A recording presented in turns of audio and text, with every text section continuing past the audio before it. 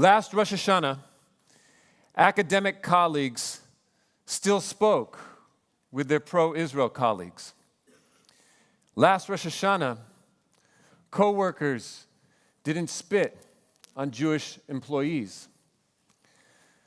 Last Rosh Hashanah, it was unfathomable that Jewish students would be excluded from portions of the UCLA campus because they refused to denounce their faith. Last Rosh Hashanah, it was unfathomable that a group of anti-Israel protesters would enter a New York City subway car and tell the people, Zionists, raise your hands. This is your chance to get out. Last Rosh Hashanah, it would have been unfathomable for a 70-year-old man walking his daughter's dog through Central Park, not wearing any symbols or signs of his Jewishness, to be attacked by a man of Middle Eastern appearance and accent who shouted, "You F-I-N-G, Jew, P-I-G. I'm going to kill you and your dog." The trauma of October 7th is felt not just in Israel, but here in America as well. Our world has come crashing down. The sense of Jewish safety, gone. The sense that my friends, my colleagues, my allies, even my fellow Jews share my same values, gone. The sense that peace is imminent, that I will see an Israel at peace in my lifetime, gone. We are assaulted by anti-Semitism.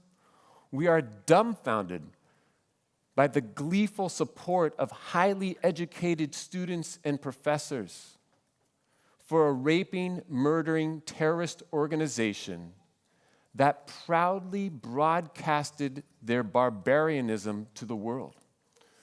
We are traumatized. Anti-Semitism is rising and we must combat it.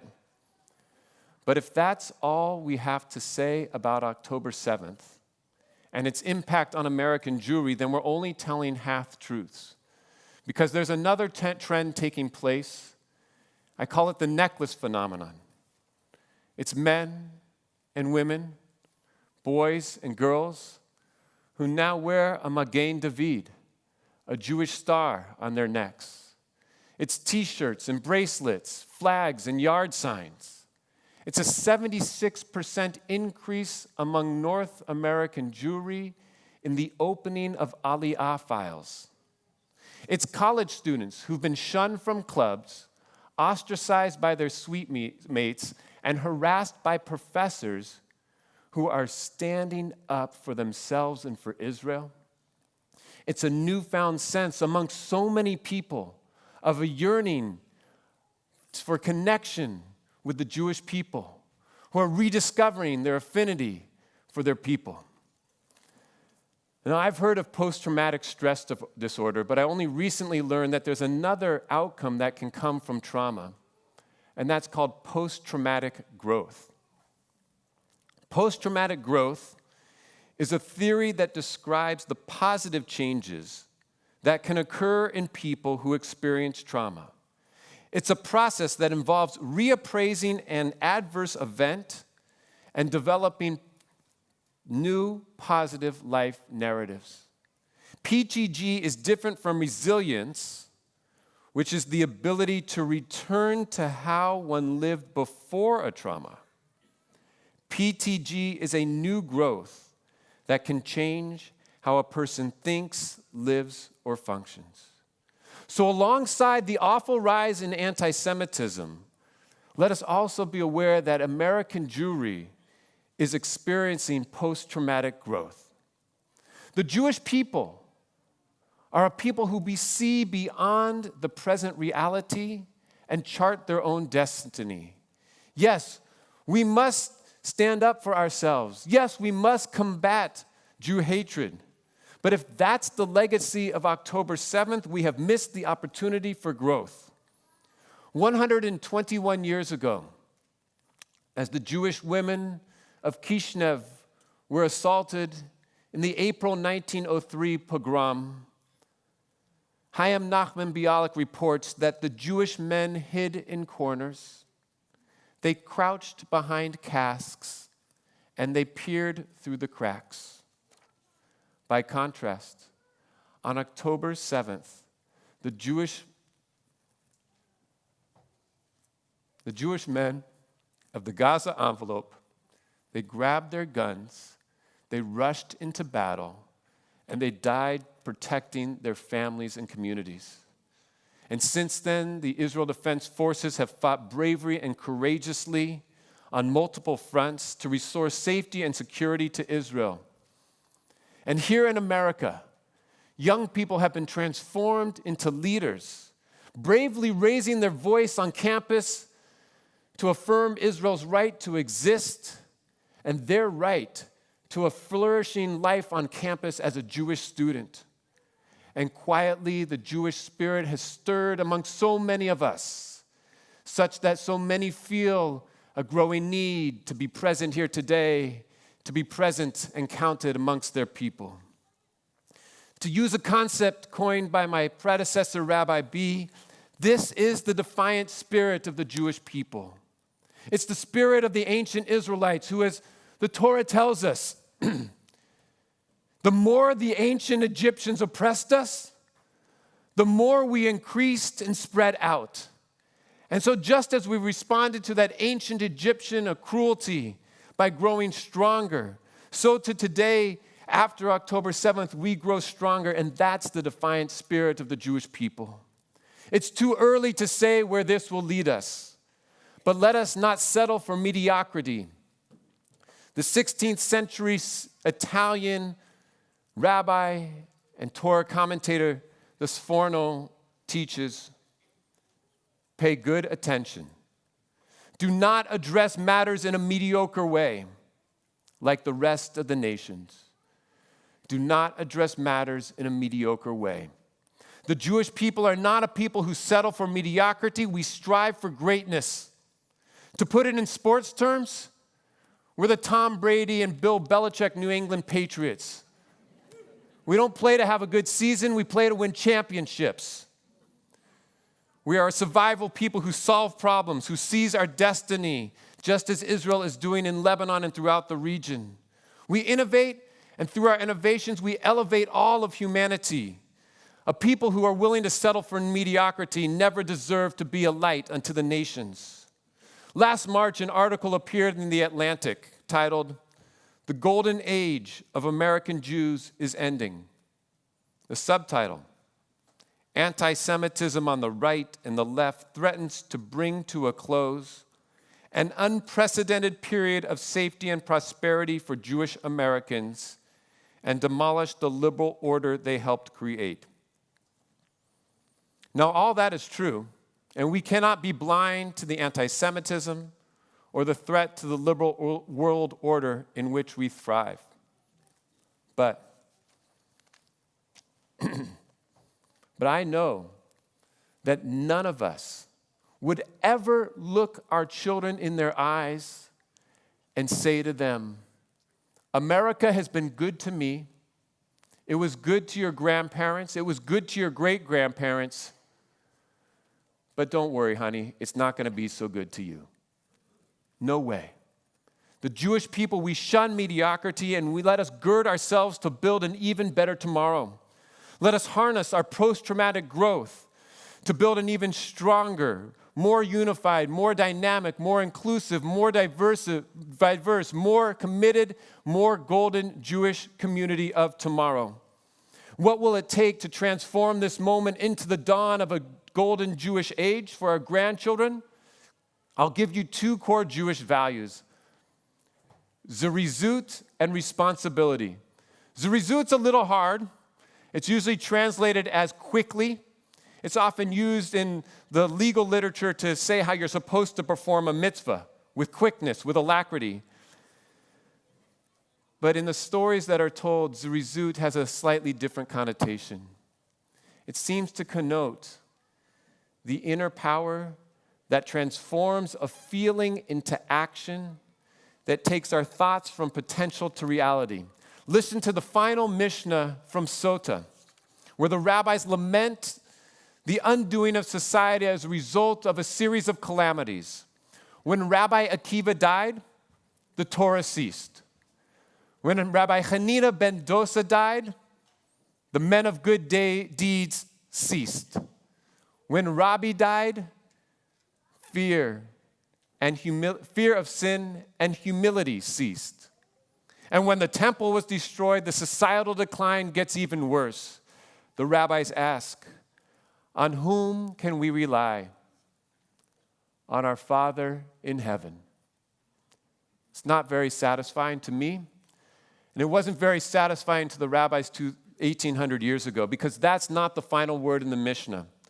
The final word affirms that redemption begins not with God, but with us, with the power of Zerizut, with the power of transforming how we feel into action. Rabbi Pinchas ben Yair says, Zerizut leads to cleanliness, cleanliness to purity, purity to abstinence, which leads to holiness, humility, fear of sin, piety, to the Holy Spirit, to the resurrection of the dead, to Elijah of blessed memory. In short, this long road of redemption that lay ahead for the Jewish people in the time of Rabbi Pinchas ben Yair begins with the quality of Zerizut, with the quality of transforming our thoughts into actions. And so in the end, it's our tradition that rejects that we are powerless, that rejects that redemption is beyond our control, that we no longer have agency and can simply put up our palms and say that we must rely on our Father in heaven. No, our tradition says that a better tomorrow begins with us today, with the power of Zerizut to transform our feelings into actions, of taking the first step, of wearing a Magen David, a Jewish star necklace, of taking that feeling of wanting to get involved, that feeling of affinity for people, and actualizing it and acting on it and connecting with our people. And from that humble beginning, we can achieve redemption.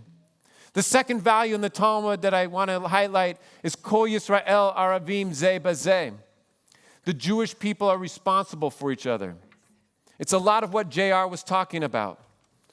When the Jewish people are at their best, we share a deep connection and responsibility for each other. Think back on October 6th.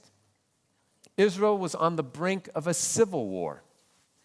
Every Saturday night, tens of thousands of people gathered in Kaplan Square in Tel Aviv to protest the judicial reform. Occasionally, there were other rallies that had their tens of thousands of people in support of those reforms. Reservists vowed to refuse to serve and to refuse to train. And yet, on October 7th and the days following, the Israeli people set aside their political differences, set aside their animosity towards their government, and were guided by a love and commitment to Am Yisrael, to the Jewish people. Judaism wins in the diaspora, here in America, not when we defeat an enemy, but when we take responsibility for each other. When we come together, when we think, when we live, and we feel the Talmud's teaching that every Jew is responsible for each other. I'm so proud that Shirat Hayam has a tagline of radical hospitality that's not merely a tagline, but actually an embedded value in the culture of this community. And as JR was saying, we can continue to build upon this and create a radical sense of responsibility, of caring, of connecting to each other. So here we are, nearly a year since the most brutal massacre of an assault on Jewish lives in 80 years. And let us not forget about the non-Jews who've been caught up in Hamas's barbaric, genocidal, jihadist ideology. And it's not only theirs. You know the other groups that share that same way of thinking. But at the same time, it's only been a year. I know the trauma that we feel, whether through lived experiences or vicariously, is real. The anti-Semitism is shocking.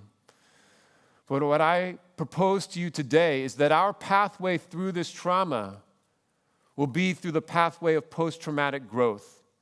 Can we acknowledge, hold, remember, and investigate fully the curse of October 7th and still have the capacity to see the blessing of October 8th? Can we see how Israel came together and how this Jewish community has come together? Can we see how a new generation of soldiers fighting courageously and bravely on the battlefield on many fronts will become the new political leadership? They will ascend to the highest echelons of communal service in Israel over the next 25 years. And in the same way, the college students, the high school students, and the young people who are risking friendships, risking their reputations to stand up, to defend Israel, to defend themselves as Jews, who are putting their lives on hold, pausing their engineering studies, their pursuits of masters in social work, their professional internships, their participation in clubs to fight Jew hatred, that those young people will be the leaders of our Jewish community tomorrow. And can we see that the Jewish soul, yearning for its own expression, is being manifest in a deeper connection to the Jewish people? Let us not settle for mediocrity. Let us not settle for feeling Jewish but not acting on it. Let us dream of greatness. Let us claim the mantle of our destiny. We are the sons of Judah. We are the daughters of Rebekah. And we are the lions of Judah. Let us transform the trauma of October 7th into building a new age of Jewish flourishing. Let us put into action the early necessary steps that will allow us to say to our children and to our grandchildren, tomorrow will be better to be a Jew in America. L'shana tova, Am Yisrael Chai.